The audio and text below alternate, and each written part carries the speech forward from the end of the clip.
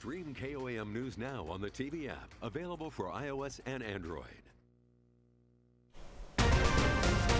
Right now at 5, local kids get creative while cuddling up to kittens looking for new homes. Now we've got ourselves an absolutely beautiful Monday out there ahead of some changes later this week. We'll take a look at that forecast, get you out the door coming up. Plus, the Cornell Arts and Entertainment Center hosted a second Sunday cinema event. The 4 states' most watched news starts now. Good morning, 4 states, and welcome to the KOAM Morning News. It's 5 a.m. I'm Elise Snowy. I'm Chris Warner. It is Monday. It is March the 11th. We're into the second week. Here we are. Of March, and it's going to be a perfect March day out there. Gorgeous weekend and just continuing absolutely. on into Monday. I'm excited for it. Yeah, we had a couple of cold starts, but outside of that this weekend, it was absolutely beautiful. Beautiful. However, it's the second week of March. Yes.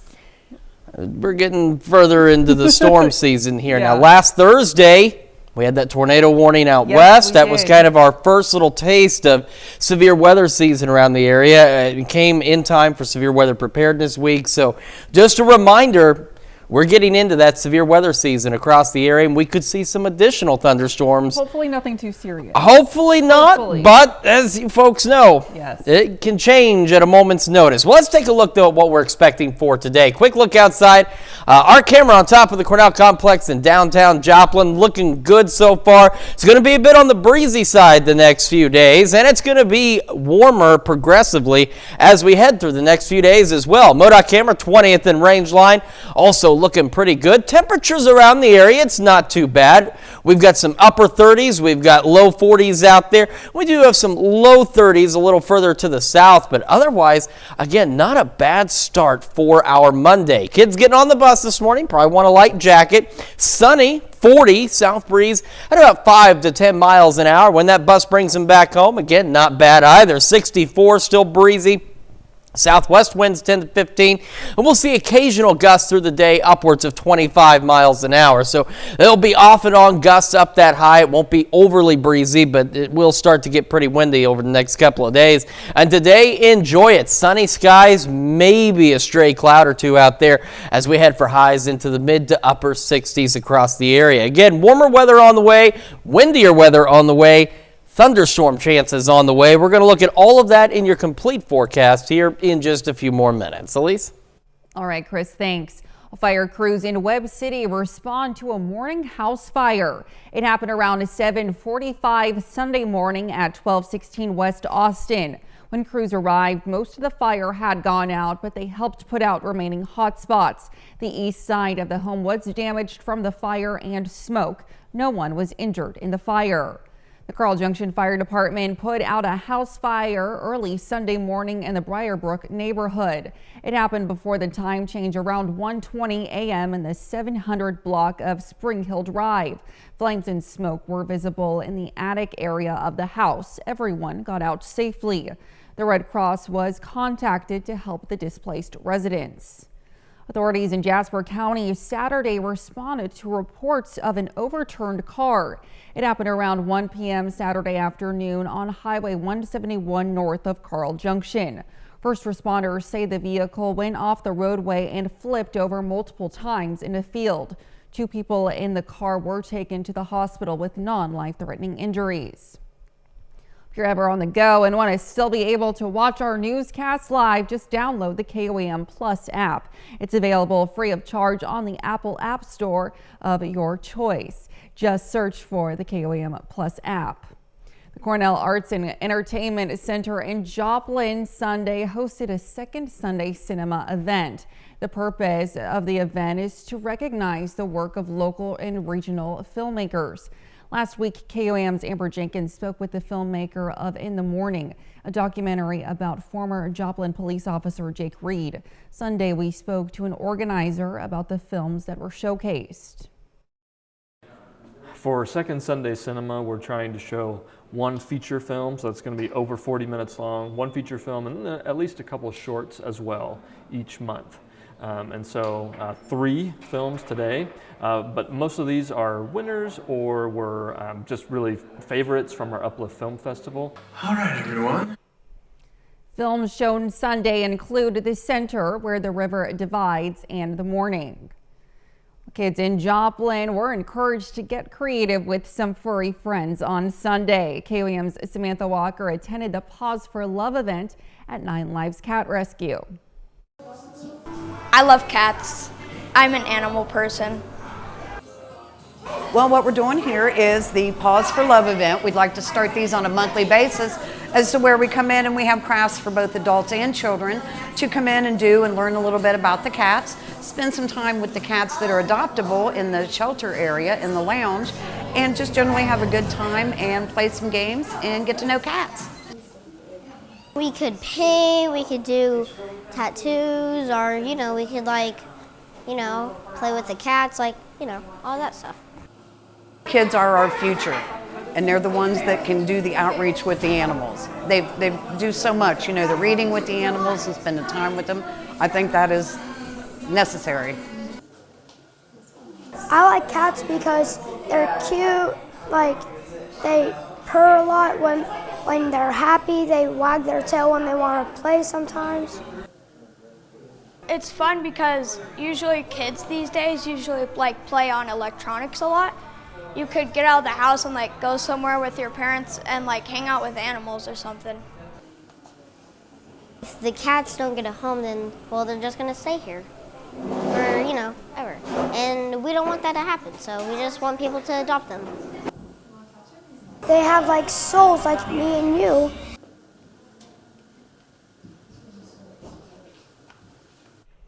Organizers say 9 Lives Rescue and Adoption Center plans to host more events like Sunday's Paw for Love. They say they hope to plan events similar for adults as well. Well, that's a look at this morning's top stories and weather in our first 7 minutes coming up on the KOAM Morning News. Pitt State looks to make history as the Gorillas face the number 3 seed Fort Hays. We'll have the details. Plus, the U.S. military moves non-essential staff from the United States Embassy in Haiti. And we have a nice and sunny day today. We'll have what to expect with Chris Warner in the Skywatch Weather Center. You're watching the KOAM Morning News. We'll be right back. This is Scott with Cleaning the Outside Glass Easy Breezy. Give us a call today to schedule your free in-home estimate. If you want the best for last, call Windows for Less.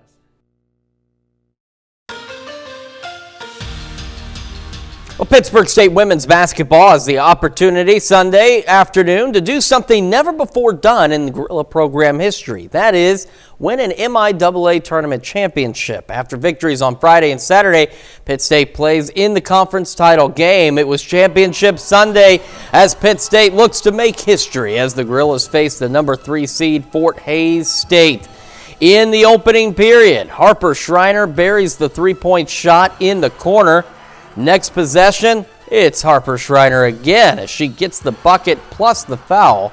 Pitt State led by 5 points at halftime. In the second half, Corinna Gerber takes this herself, going coast to coast with the layup. Later in the half, Gerber again, but this time you can count the basket and the foul. We head to the closing period. Jenna Shipley puts up a clutch 3 and hits. And then, with under a minute left, Pitt State leading by 4. Grace Pyle puts this game to bed with the biggest shot of the afternoon. Pittsburgh State women's basketball is crowned MIAA tournament champs for the first time in program history. Gorillas defeat Fort Hays State 63-53. Well, happy Championship Sunday from the MIAA tournament here in Kansas City. The Pittsburgh State women's basketball team is making their 3rd appearance in the MIAA title game, and this team has a chance to do something that they've never done before in program history. In all seriousness, uncharted territory for us as a program, and so I'm just extremely proud of the mindset and the effort that it takes to get here, because it's very hard, and the MIAA is it's a grind all year long with very, very, very good teams. I wouldn't want to do it with anybody else, especially Grace. I've been playing with her for a long time, probably 6th grade, and so it was just something we've always talked about. We've always had this competitive nature, and It was something that we knew we were capable of at Pitt State with Coach David, and so I just love this team, and I love being a Gorilla. It's amazing. Well, earlier this week, I asked Coach David if her team is worthy enough for an NCAA tournament bid, and she said no, not even close. Well, now we know that the answer is undoubtedly yes. In Kansas City, Brock Baldridge, KOAM Sports. Well, after they clear off the court, put nets back on the rims, and the championship celebrations in from the women's game, Pitt State men's basketball tries to make it a 2-for-2 Gorilla sweep as they take on Northwest Missouri in the MIAA Tournament Championship. In the men's MIAA Championship, Pitt State looks to upset the #1 seed, Northwest Missouri State. First points of the game, it's Bennett Sturtz, who hits a 3 at the top of the key. Next Bearcat possession, it's Daniel Abreu, who knocks down a 3-pointer. Northwest up by 8. Pitt State looks to claw their way back in this one as Jordan Friesen gets the turnaround jumper.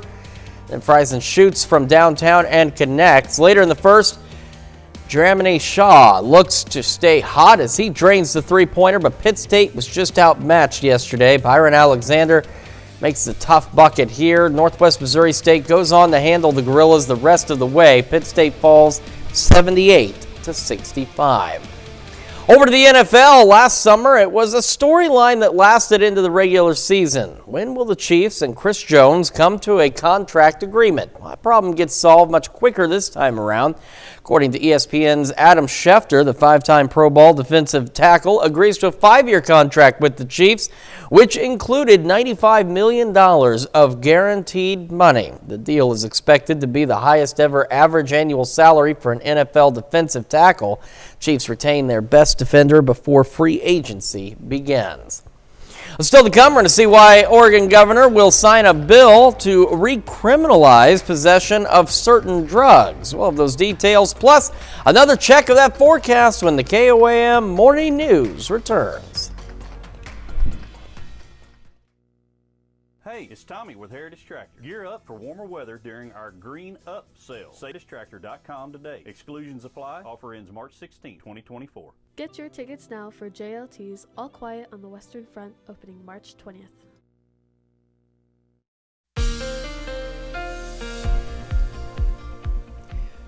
Welcome back to the KOAM Morning News. 5:17 on this Monday morning. This is a live look from our camera on top of the Cornell Complex, downtown Joplin. It's getting a bit breezy. It will get windier as we go through the day with some occasional gusts out there up to 25 miles an hour, and it will get windier yet as we head through the next couple of days. MoDOT camera, 20th and Range Line, also looking pretty good so far. So here's a look at those winds today. Again, gusts primarily up to about 25 miles an hour. Some could get a little higher than that, but they'll be occasional. However, as we head into Tuesday and Wednesday, those wind gusts start to pick up in that 35, potentially to 40 mile an hour range, and in some cases, maybe even a bit higher than that as we head over the next couple of days out of the south. And those southerly winds are also going to usher in warmer temperatures across the area as well. They'll also bring in some thunderstorm chances. We're going to talk about that in just a moment. Right now in Joplin, 43.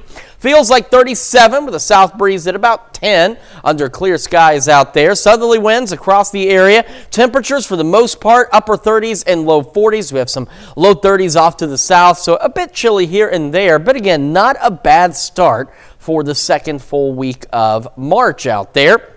Getting our day started, again, we'll have those occasional gusts upwards of 25, potentially 30 miles an hour. Temperatures warming nicely, though. We're right around 54 by 11 this morning. As we head into the afternoon, temperatures looking even better. Sunny skies out there. There may be a stray cloud or two, but we're looking at otherwise sunny skies. Temperatures into the mid to upper 60s. Now, through the evening, initially we are clear, and then clouds will gradually begin to increase late tonight. We'll start to go partly cloudy and relatively mild comparatively as we fall back into the mid to upper 40s out there. Then we see our thunderstorm chances. Now Tuesday, clouds increase and we're going to start to go mostly cloudy.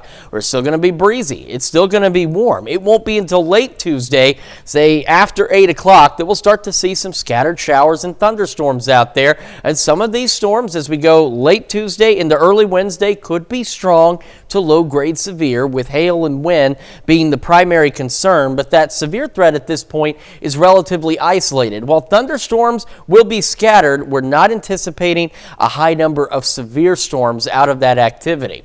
We'll get a pause, and then late Wednesday again into Thursday, we'll have another round of some isolated to widely scattered showers and thunderstorms out there.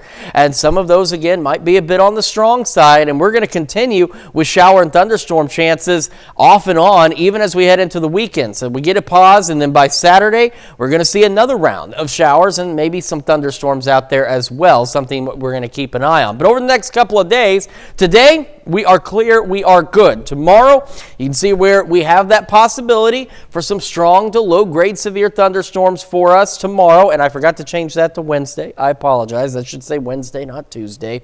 But thankfully, we know what day of the week we're talking about. But another low-end risk, a little more widespread as we head into our Wednesday across the area. And again, at this point, the primary concern with any of these stronger storms would be some hail and perhaps some gusty winds. But it's just a reminder, we are getting into storm season. Severe or not, we're going to see more thunderstorm chances as we head through the rest of March and, of course, into spring.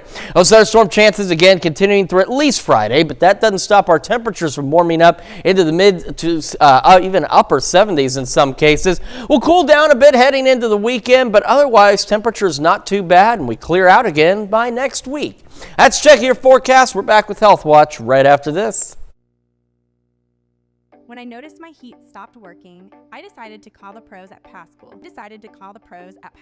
Take advantage of up to $300 off a professionally installed and supplied water heater. Schedule now at gopascal.com. Topping Health Watch this morning, the Biden administration is calling on insurance companies to help out weeks after hackers launched a cyber attack on a major healthcare system. The attack on Change Healthcare is impacting how healthcare providers are paid. This includes hospitals, doctors, pharmacists, and other providers across the country. Change Healthcare is part of United Health Group, and it processes 15 billion healthcare transactions each year. On Sunday, Health and Human Services Secretary Xavier Becerril, in attacking Labor Secretary Julie Su, released a letter to healthcare leaders. They are urging private insurers to make advanced payments to healthcare providers to ensure there is not a disruption in service. Oregon Governor Tina Kotek will sign a bill to recriminalize possession of certain drugs. It comes roughly 3 years after the state became the first in the nation to decriminalize possession and personal use of all drugs. Oregon voters decriminalized various hard drugs in 2020 ballot initiative that took effect in 2021, relaxing certain penalties for drug possession. The new law will make possession of a small amount of drugs such as fentanyl and heroin a misdemeanor punishable by up to 6 months in jail. Opioid deaths in Oregon tripled between 2019 and 2022, with many of the deaths attributed to the rise in fentanyl. The new law takes effect on September 1st. A health concern in Northern California, a medical facility in Sacramento is trying to contact about 300 people who are possibly exposed to measles. Doctors at UC Davis Health say a child was treated for the highly contagious disease on March 5th. Officials say the child had traveled abroad and was evaluated at the hospital's emergency room between noon and 5 p.m. Officials say people at the medical facility not vaccinated against measles or who are unsure of their vaccination status are at risk of getting the disease between 1 to 3 weeks after being exposed. Public health officials say they've seen an increase in measles cases in recent years. The CDC says so far there's been 45 cases in 17 states since the beginning of the year. Well, Friday, the FDA approved Wegovy to reduce the risk of heart attack and stroke. That makes it the first medication that can be marketed for both weight loss and cardiovascular benefits. The designation will likely make it easier for more people to obtain because insurance companies frequently cover drugs for heart health. It's much more difficult to get insurance to pay for weight loss therapy, but it may also get it harder to get as the medication is already in short supply. One caveat is Wegovy has only been shown to reduce the risk in people who have already had a heart attack or stroke, or those who have clogged arteries in their arms or legs. Wegovy contains the same active ingredients as Ozempic. One cute little furry friend is working on being certified to help people overcome drug addiction. He's an emotional support animal working on getting his papers to be an official therapy dog. Michael Germain has the story from Wisconsin. Meet Ozzy, an 8-month-old Australian Labradoodle. I've created meaningful friendships, and Ozzy's part of that. Ozzy is in the process of becoming a certified therapy dog, helping members at ATC overcome addiction. Really, it's a big comfort for our lady that maybe they're going through whatever issue that they're struggling with. I'm getting so much attention today. Studies show that a therapy dog like Ozzy can help people reduce anxiety, improve overall mood, and increase the chances of a successful drug recovery. We can just sense and know that maybe one of our clients are going through something. Offering more than just companionship. He's just been a great part of the program here, a great addition to our little family. He brings lots of smiles and laughter to all of us women here. Shaler says their mission is to simply help one person at a time. Since the program's inception 5 years ago, they've been able to help more than 100 women who are struggling with substance use disorder. Ozzy will become certified this June. That's a look at some of today's top health stories. You're watching the KOAM Morning News. And we've got ourselves an absolutely beautiful Monday. I know it's odd to use beautiful and Monday in the same sentence, but it is possible. We'll have more on your forecast when the KOAM Morning News returns.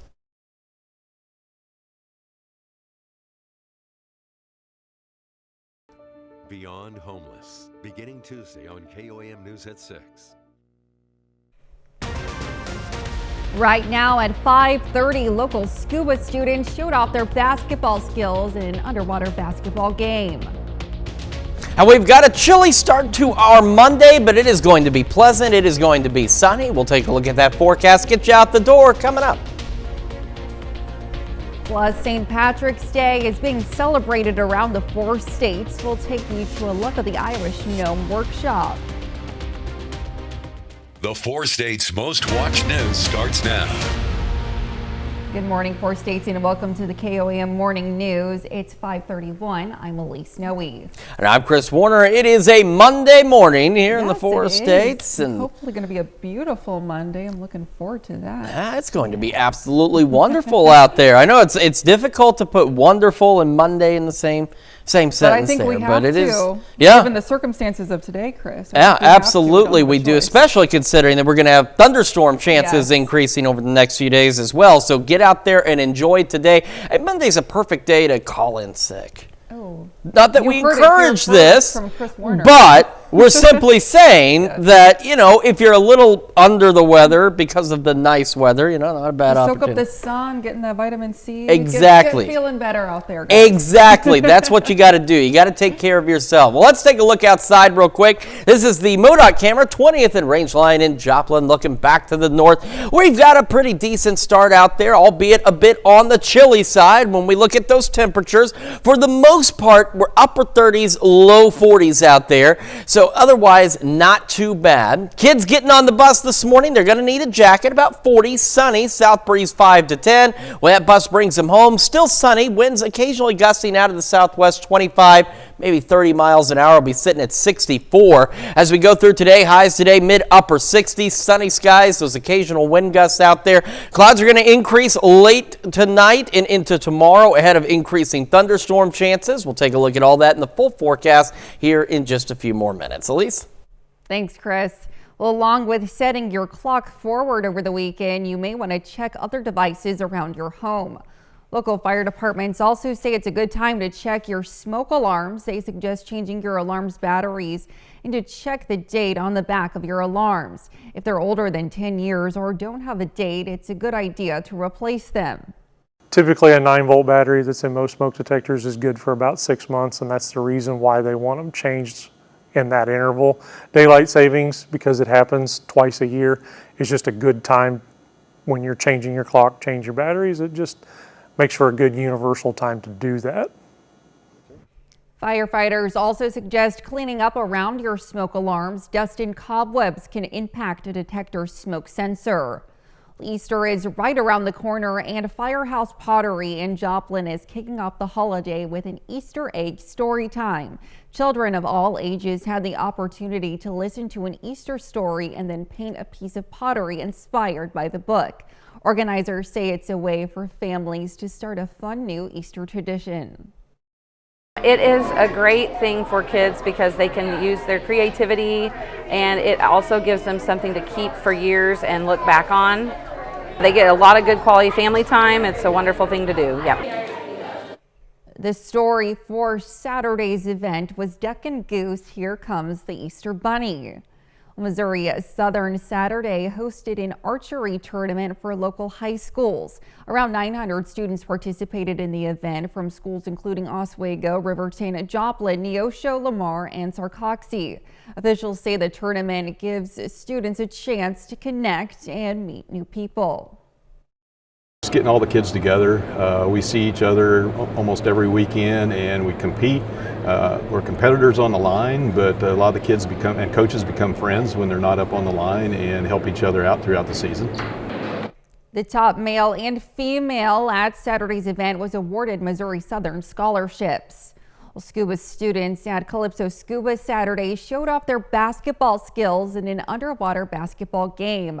The purpose of the event was to have fun while raising money for local fire departments. It included stadium-style foods, a tour of the Dunwick fire truck, and of course, cheering on your favorite team.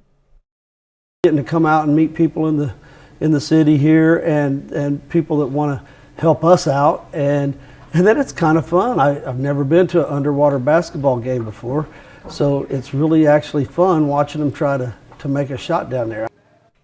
Players' entry fee was $20, which included tanks and scuba gear. St. Patrick's Day celebrations are underway. Art Central in Carthage Sunday kicked off the holiday by creating St. Patrick's Day gnomes.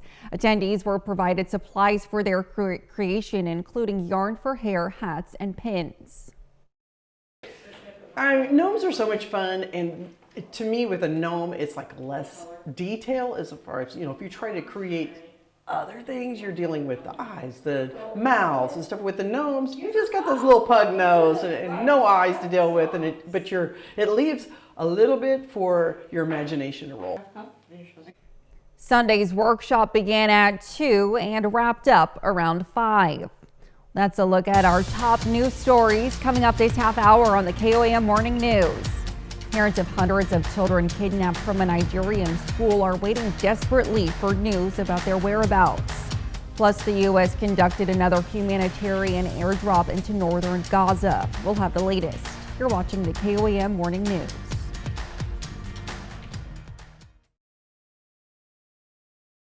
And associates committed to community service.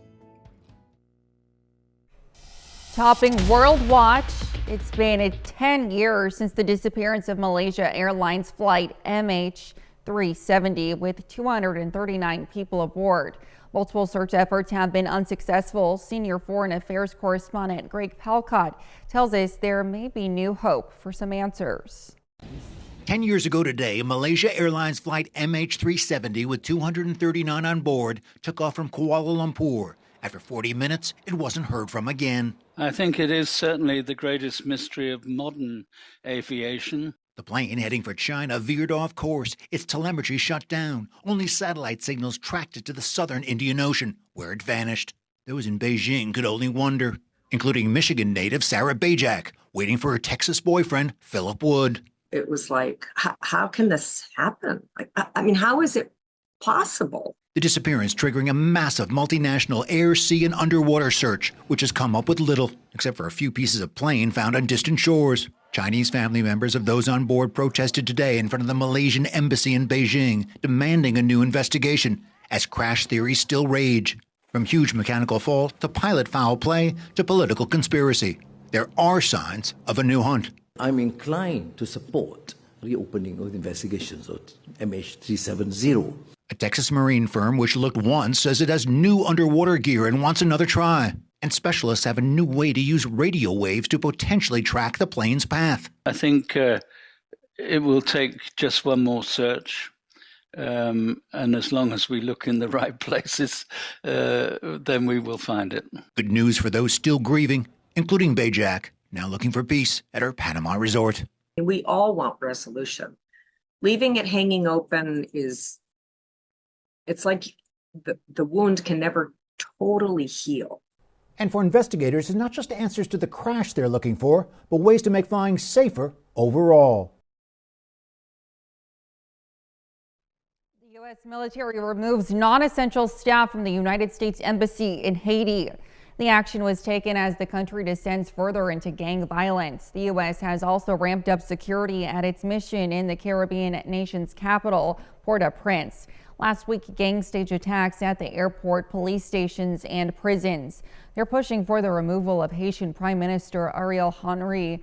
What began as a 3-day state of emergency has been extended for a month.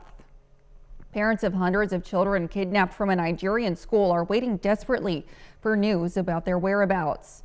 Nearly 300 students were abducted from their school last Thursday by armed motorcycle gangs in Kaduna State, near the West African nation's capital. Local residents say the children were surrounded and then marched into a forest just as they were heading to classes. Officials say one man was shot to death trying to save the students. The state governor told local media at least 28 of the children managed to escape their captors. No group has claimed responsibility for the mass abductions. The U.S. conducted another humanitarian airdrop into northern Gaza on Saturday, according to U.S. Central Command. A number of civilians in Rafah were injured in an Israeli strike, according to Palestinian news agency reports.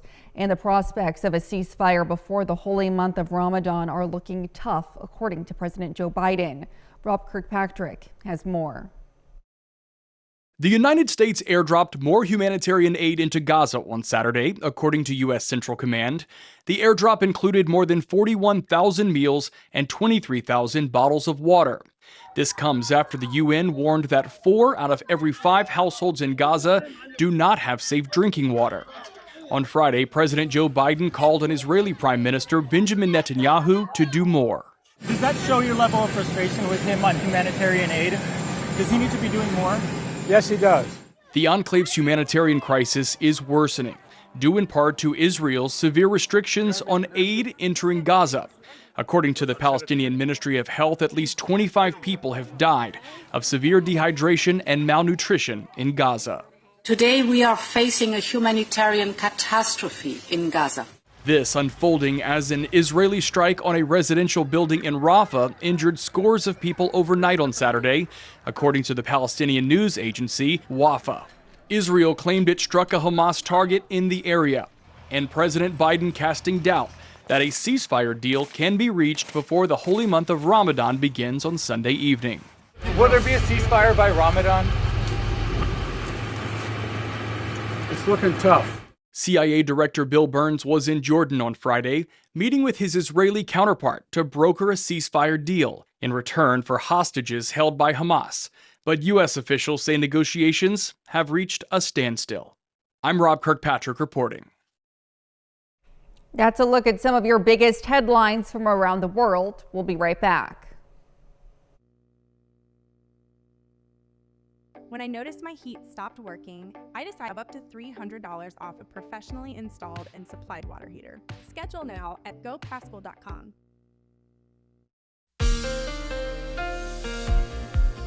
Welcome back to the KOAM Morning News, 5:46 now on this Monday morning, and this is a live look from our camera on top of the Cornell Complex, downtown Joplin. We've got clear skies. It's a bit on the chilly side, and it is a bit on the breezy side as well.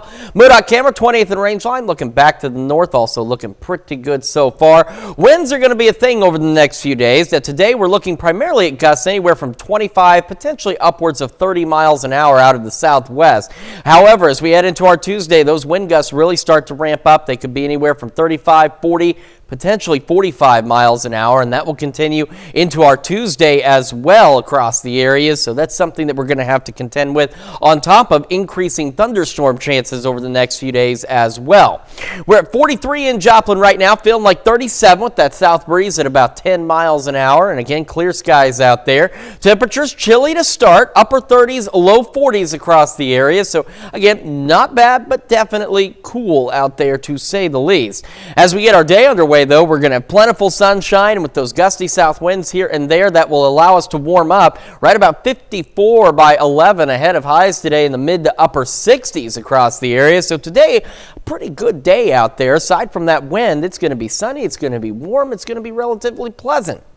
We're going to remain clear as we head into the evening hours, and then late tonight into the overnight, clouds will gradually increase. We'll go partly cloudy overnight with lows in the mid to upper 40s across the area. So again, quite mild out there, all things considered.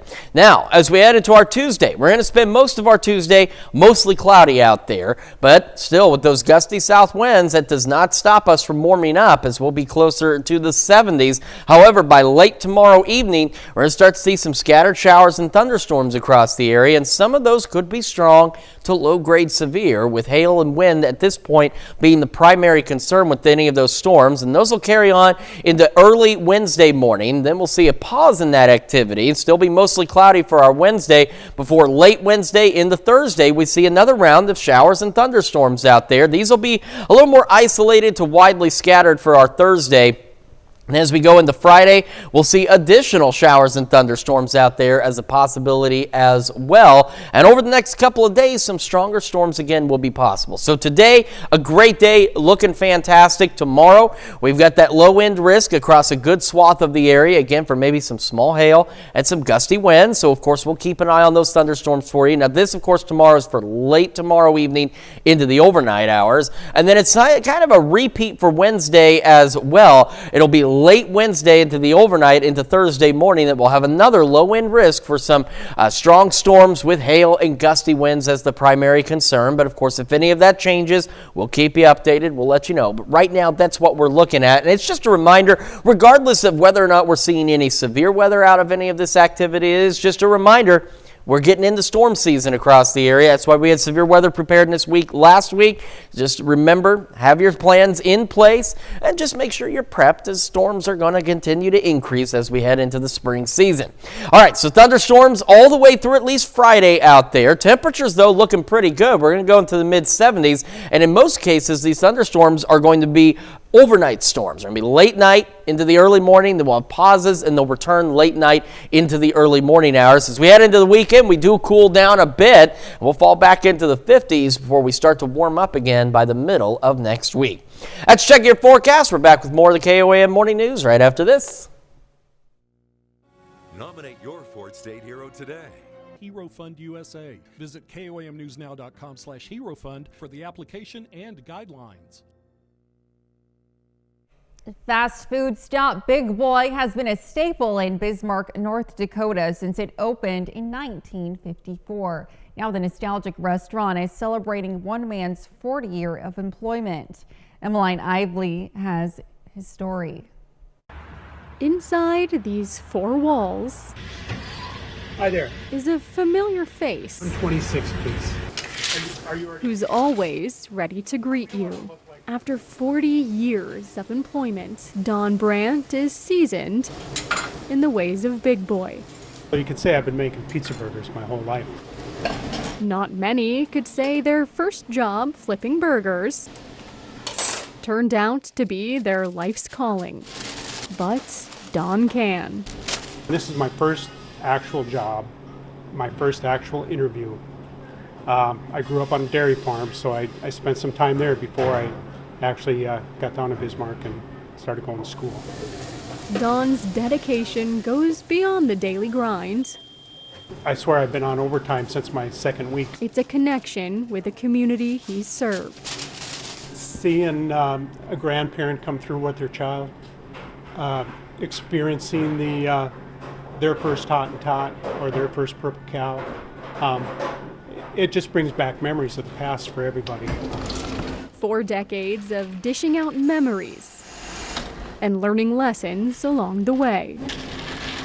I've learned patience over the last few years. And passing on that wisdom to his coworkers with a side of gravy. Patience is a big thing. In a changing world, Don's commitment stands the test of time. One thing about the big boy, it's part of Bismarck's history.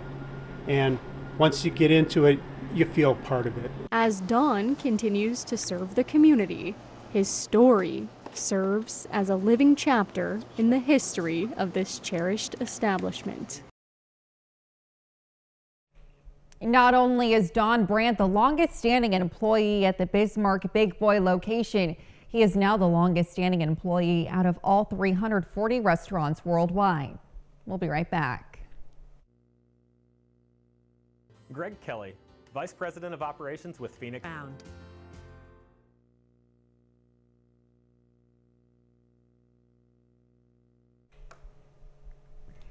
The Powerball jackpot is still on the rise. It's now estimated at $532 million. That's because no tickets match the winning numbers that were drawn Saturday night. The next Powerball drawing is tonight, where a very lucky winner could take home an eye-popping one-time cash payout option of $260 million. The U.S. military is developing portable UFO detection kits to collect better data on reports of sightings. That's even though the Pentagon says there is no evidence of extraterrestrial technology or alien life. The sensor and detection system is called Gremlin. Officials are looking to send them to sites with reports of unidentified objects. Authorities said approximately 1,200 cases have been reported.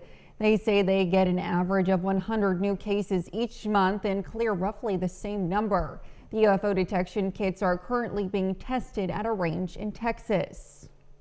We've got ourselves a relatively decent day out there. Sunny skies, a bit breezy. Southwest winds occasionally gusting 25, maybe 30 miles an hour. Will be 54 by 11 o'clock this morning. Excuse me.